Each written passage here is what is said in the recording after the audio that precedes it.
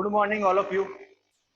हमने हमारी last class में हेमिकोऑर्डिटा संघ उपसंघ के लक्षण, उसके पश्चात उसका वर्गीकरण और उसके अंत में हमने कल उदाहरण पढ़े थे और हमने रेब्डोप्लूरा को कल आधा पढ़ा था।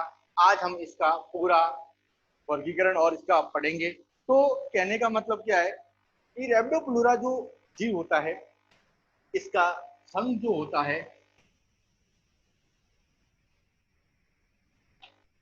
संघ है वह कोऑर्डिनेटा,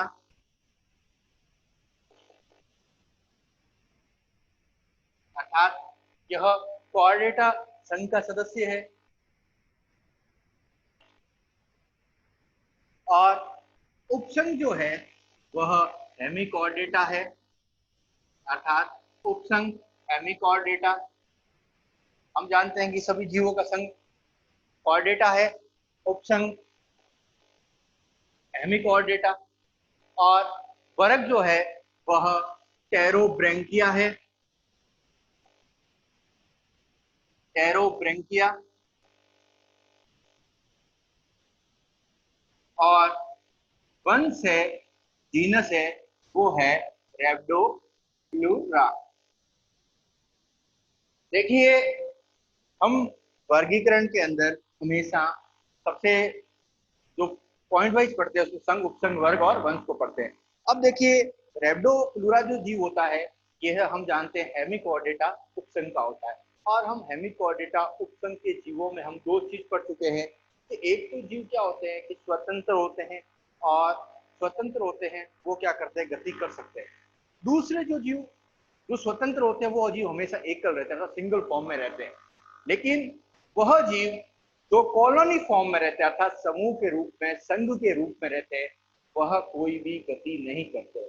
तो कहने का मतलब क्या है कि रेब्डोप्लूरा जो जीव होता है वह संघ में रहता है, अर्थात ये जो जीव होता है ये संघ के रूप में होता है, अर्थात एक कॉलोनी के रूप में होता है। और जब ये जीव कॉलोनी के रूप में होता है तो इसमें किसी प्रकार की गति नहीं पाई जाती। तो सबसे बड़ी विशेषता क्या है कि यह अचल यह अचल चलिए तथा संघीय जंतु है। तो हम पॉइंट वाइज इनका एक एक पढ़ लेते हैं।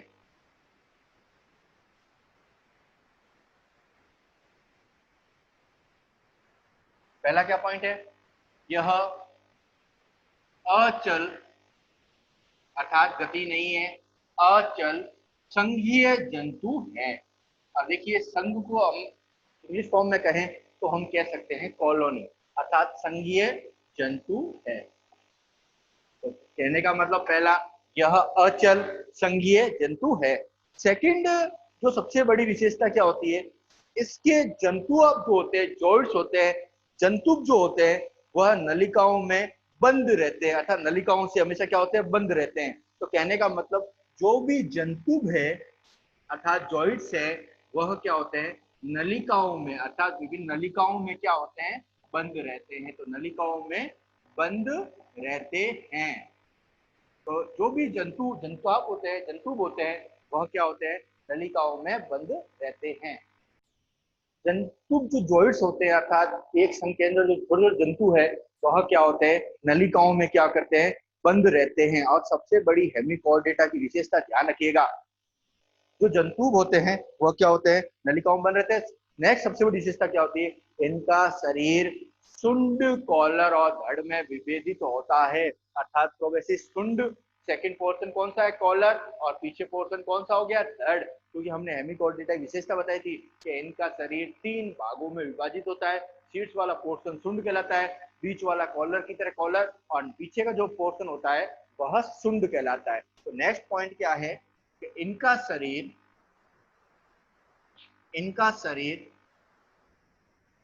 शुंड, कॉलर एवं धड़ में विभाजित होता है। तो नेक्स्ट पॉइंट क्या है, इनका शरीर शुंड, कॉलर एवं धड़ में विभाजित होता है। तो हमारा पोर्शन शीर्ष कौन सा हो गया, शुंड, सेकंड कौन सा, कॉलर, और पीछे का क्या हो गया, धड़। तो इनका शरीर शुंड, कॉलर और धड़ में विभाजित होता है। नेक्स्ट, कॉलर भाग से एक जोड़ी खोखली भुजाएं निकलती, अर्थात जो कॉलर पोर्शन है इससे एक जोड़ी खोखली भुजाएं निकलती है। तो नेक्स्ट पोर्शन चौथा कौन सा होगा? कॉलर भाग से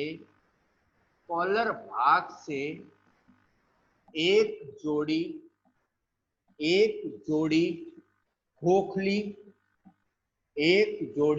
खोखली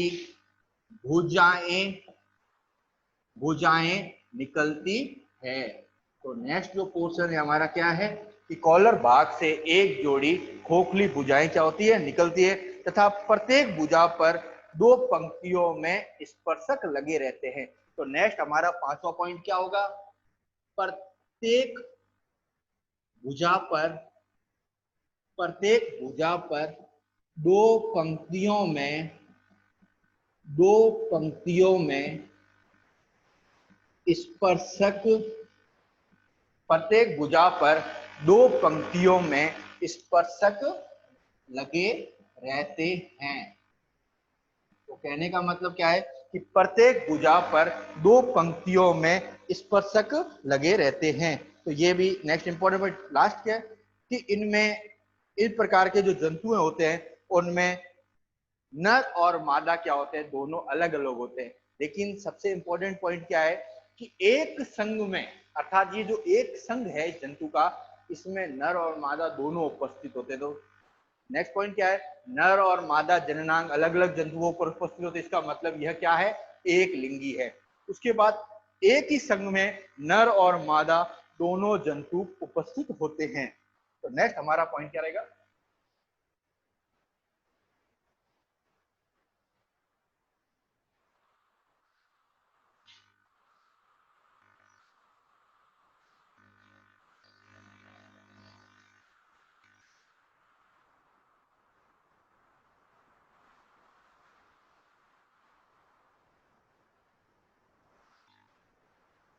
नर एवं मादा पृथक पृथक होते हैं। तो कहने का मतलब नर और मादा क्या है? अलग अलग होते हैं। नर और मादा जननांग अलग अलग जंतुओं पर उपस्थित होते हैं। लेकिन सबसे इंपॉर्टेंट क्या है? एक समूह में, अर्थात इनके एक संघ में दोनों प्रकार के जंतु पाए जाते हैं। तो नेक्स्ट क्या है? एक संघ में, अर्थात कॉलोनी में दोनों प्रकार के जंतु, अर्थात नर व मादा पाए जाते हैं। तो कहने का मतलब क्या है कि एक संघ में दोनों प्रकार के जंतु नर और मादा दोनों क्या होते हैं? पाए जाते हैं। और सबसे बड़ी क्या होती है कि इनमें जो संघ की वृद्धि होती है वह कलिका उत्पादन द्वारा होती है। तो नेक्स्ट पॉइंट क्या है? संघ की वृद्धि, संघ जो कॉलोनी है उसकी वृद्धि होती है वह बडिंग या कलिका के रूप में होती है। तो संघ की जो वृद्धि होती है वह कलिको उत्पादन के द्वारा होती है। तो कहने का मतलब संघ की वृद्धि कलिको उत्पादन के द्वारा होती है। तो नेक्स्ट विशेषता है कि संघ की वृद्धि कलिको उत्पादन के द्वारा होती है। नेक्स्ट क्या है? इनका जो तंत्रिका तंत्र होता है और रक्त परिसंचरण तंत्र, वो दोनों ही एक सरल प्रकार के होते हैं। तो नेक्स्ट पॉइंट इनका क्या है? तंत्रिका तंत्र और रक्त परिसंचरण तंत्र सरल प्रकार का होता है। तो अब हमने हेमिकोऑर्डेटा संघ के सारे जंतुओं को पढ़ लिया। अब हम इसको समझते हैं कि देखिए ये एक कॉलोनी है। उस कॉलोनी में जितनी भुजाएं हैं उनमें प्रत्येक भुजा पर अलग अलग जो नलिका का संरचना होती है उसमें क्या होते हैं कि जो खोखली भुजाएं होती है, अर्थात जो खोखली भुजाएं कॉलर पोर्शन में, उनमें प्रत्येक में जंतु पाए जाते हैं। अब जितनी खोखली भुजाएं उनमें जंतु पाए जाएंगे। अब जंतुओं में या तो वो नर होगा या वो मादाएं होगी, अर्थात दोनों प्रकार के जननांग पाए जाते हैं। और इस जंतु का जो शरीर होगा तीन पोर्शन, प्रोबेसिस, कॉलर और ट्रंक, अर्थात सुंड, कॉलर और धड़ से मिलकर बना होगा। और ऊपर की ओर स्पर्शक या टेंटिकल्स होंगे। और इस पोर्शन में नर जननांग टेस्टिस को बताया गया। और ऑपोजिट, मुख के ऑपोजिट क्या होगी? एनएस पॉइंट होगा।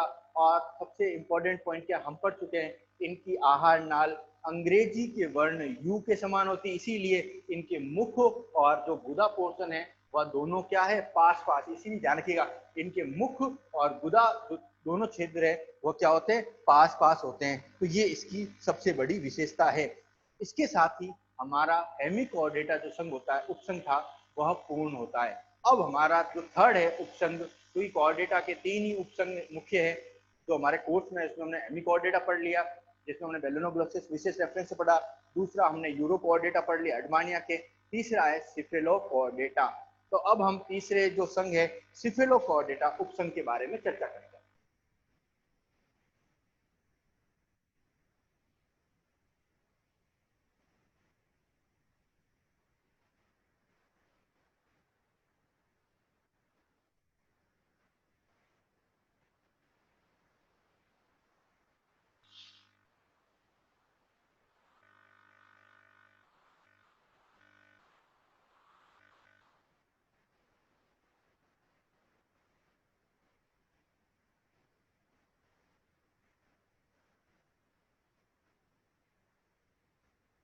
तीसरा जो मुख्य उपसंघ है वह है सिफेलोकोऑर्डिनेटा। तो हम अब तीसरे उपसंघ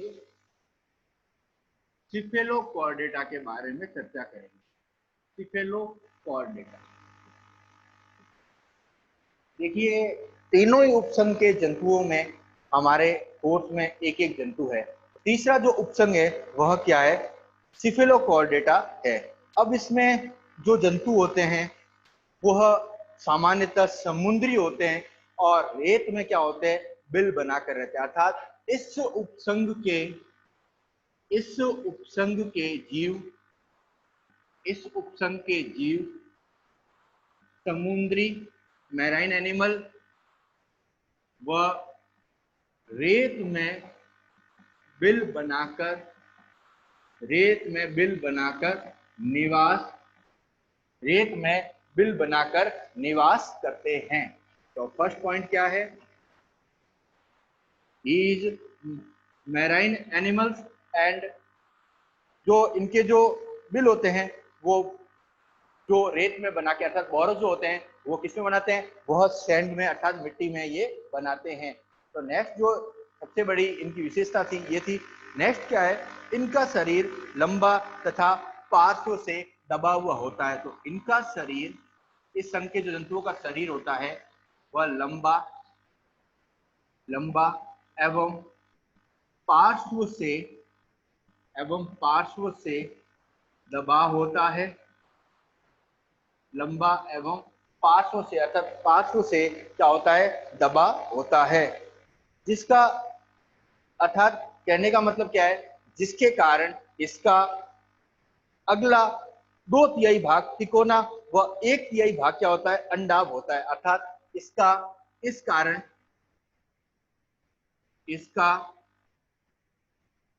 2/3 भाग तिकोना अर्थात भालेनुमा एवं 1/3 भाग अंडाभ आकार का अंडाभ होता है। तो कहने का मतलब जो इसका आकार है वो, इसका शरीर लंबा और पार्श्वों से दबा होता है, इस कारण इसका 2/3 भाग अर्थात 2/3 भाग जो होता है वह क्या है, 2/3 भाग है वो तो तिकोना है, वह 1/3 भाग क्या होता है, अंडाभ होता है। नेक्स्ट इनका इसमें सब इस उपसंघ के जंतुओं की सबसे बड़ी विशेषता क्या है, इनमें सिर अनुपस्थित होता है। क्या होता है, सिर अनुपस्थित होता है।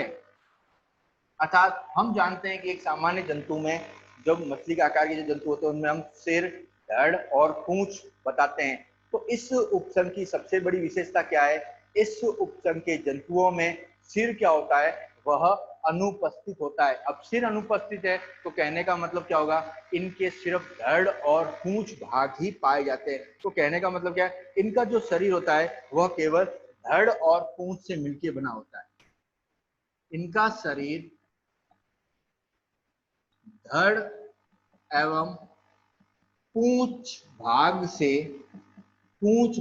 से मिलकर पूंछ भाग से मिलकर बना होता है।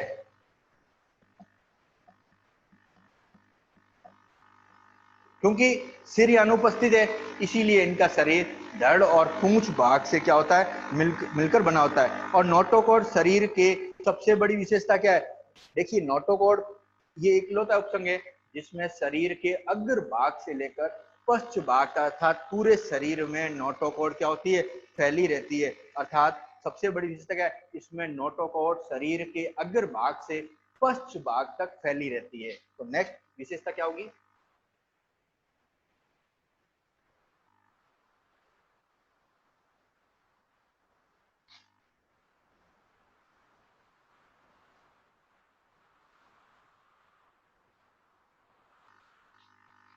इनमें नोटोकॉर्ड पृष्ठ रज्जु, इनमें नोटोकॉर्ड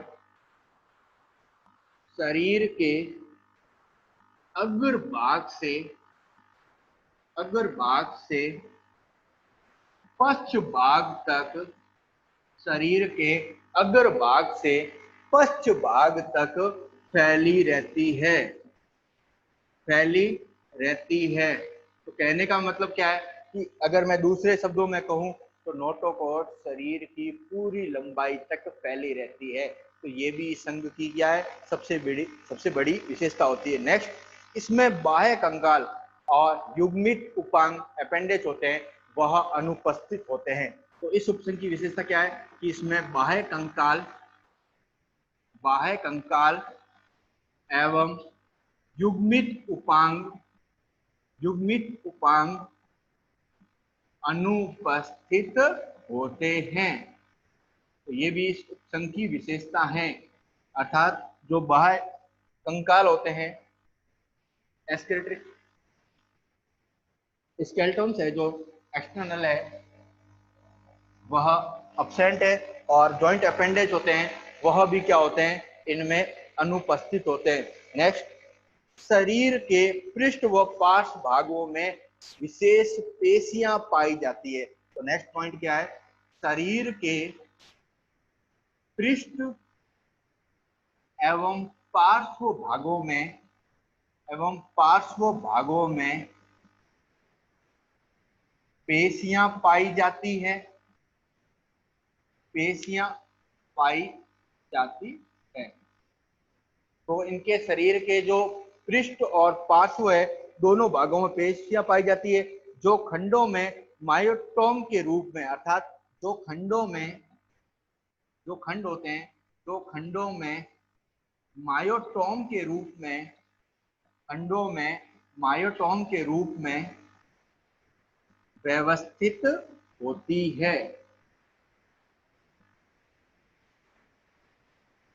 तो नेक्स्ट क्या विशेषता है, जो खंडों में मायोटोम के रूप में क्या होती है, व्यवस्थित होती है। नेक्स्ट, आहार नाल पूर्ण विकसित तथा सुविकसित प्रकार की होती है। तो कहने का मतलब क्या है कि आहार नाल सुविकसित तथा पूर्ण होती है। तो नेक्स्ट हमारा पॉइंट क्या रहेगा, आहार नाल सुविकसित एवं पूर्ण होती है। तो नेक्स्ट हमारा इंपॉर्टेंट पॉइंट क्या है कि आहार नाल सुविकसित भी है और क्या है, पूर्ण है। नेक्स्ट, ग्रसनी में क्लोम छिद्र गिल स्लिट्स पाए जाते हैं। तो नेक्स्ट विशेषता क्या होगी, ग्रसनी में क्लोम छिद्र, ग्रसनी में क्लोम छिद्र पाए जाते हैं।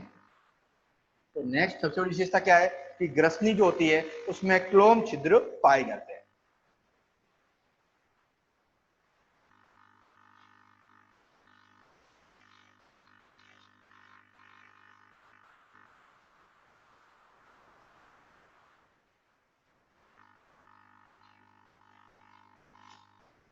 तो हमने ग्रसनी में क्लोम छिद्र पाए जाते हैं। नेक्स्ट, उत्सर्जन अंग प्रोटोनेफ्रीडिया होते हैं। तो नेक्स्ट विशेषता क्या है, उत्सर्जन अंग एक्सक्रीटरी ऑर्गन प्रोटोनेफ्रीडिया होते हैं।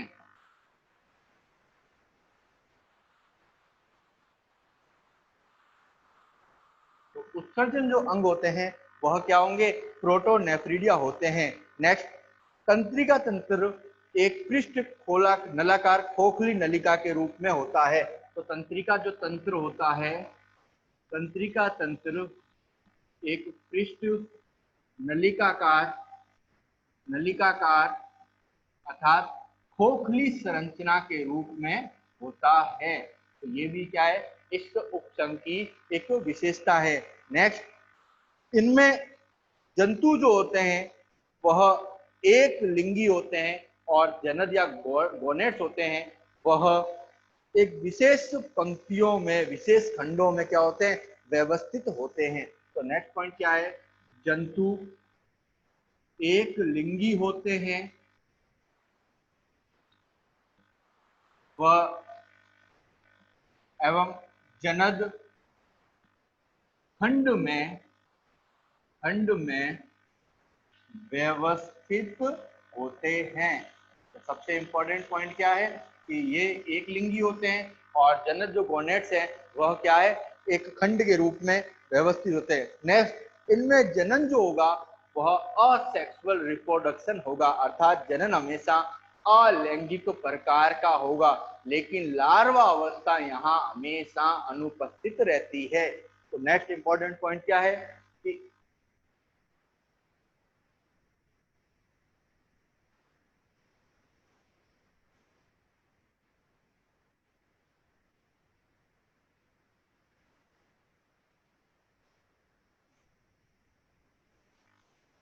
जनन अलैंगिक असेक्सुअल रिप्रोडक्शन अलैंगिक प्रकार का होता है।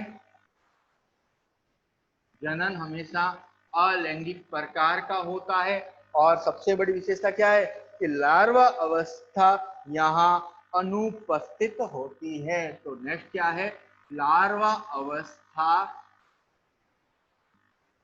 अनुपस्थित होती है।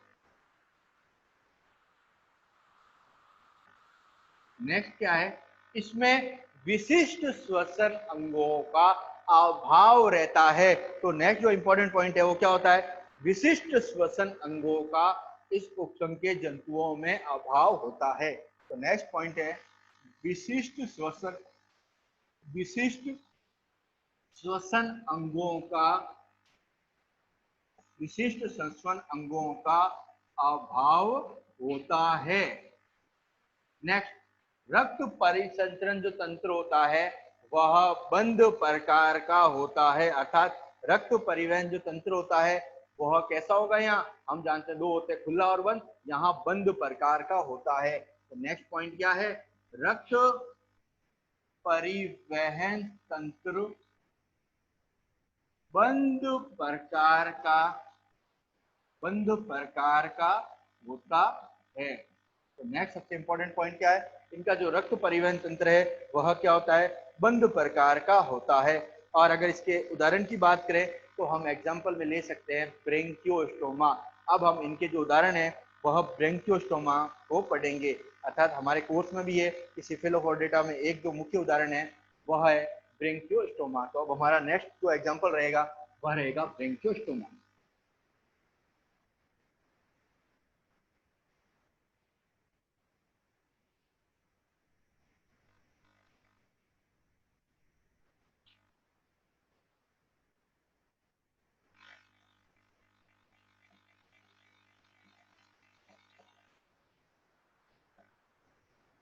नेक्स्ट हमारा जो एग्जाम्पल है वह है ब्रेंकियोस्टोमा। तो अब हम ब्रेंकियोस्टोमा के बारे में पढ़ेंगे।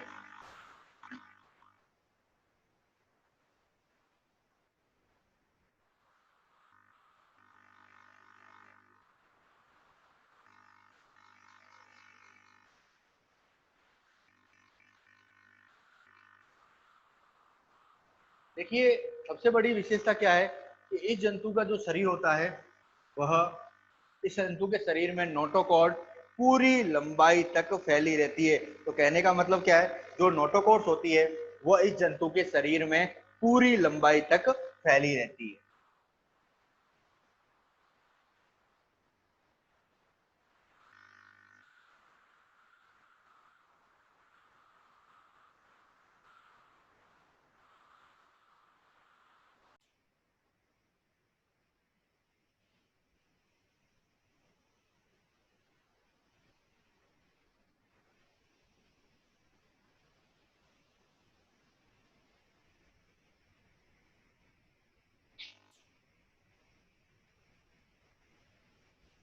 तो हमने ये ब्रेंकियोस्टोमा का नामांकित चित्र बताया, तो हमने क्या बताया कि इसकी जो नोटोकॉर्ड होती है वह इसकी संपूर्ण लंबाई में फैली रहती है। देखिए, जो ब्रेंकियोस्टोमा होता है यह विश्वव्यापी जंतु होता है, अर्थात विश्व के प्रत्येक स्थान पर भूभाग पर पाया जाता है। यह रेत में, अर्थात जो रेत होती है उसमें क्या होता है, बिल बनाकर रहता है और इसमें आदिम प्रकार के अर्थात प्रीमेटिव कोऑर्डिनेट्स कैरेक्टर्स पाए जाते हैं, अर्थात ब्रेंकियोस्टोमा में आदिम प्रकार के कोऑर्डिनेट लक्षण पाए जाते हैं। इसमें नोटोकॉर्ड होती है वह एक अवलंबित छड़ के रूप में शरीर की पूरी लंबाई में उपस्थित होती है। क्लोम दरारों से छिद्रित ग्रसनी भी इसमें पोर्शन के रूप में पाई जाती है। और सबसे जो बड़ी विशेषता होती है कि इनका तरीका जो कॉर्डल है वह एक भाले नुमा भी इनका पोर्शन होता है और इस पोर्शन में गोनेट्स अर्थात जनन उपस्थित होते हैं और नेक्स्ट नीचे की ओर ऑरल किरी उपस्थित होती है। तो आज की जो हमारी क्लास थी उसमें हमने ब्रेंकियोस्टोमा के सामान्य कैरेक्टर पढ़े। अब हमारी जो नेक्स्ट क्लास होगी हम उसमें इससे आगे के टॉपिक पर चर्चा करेंगे। धन्यवाद।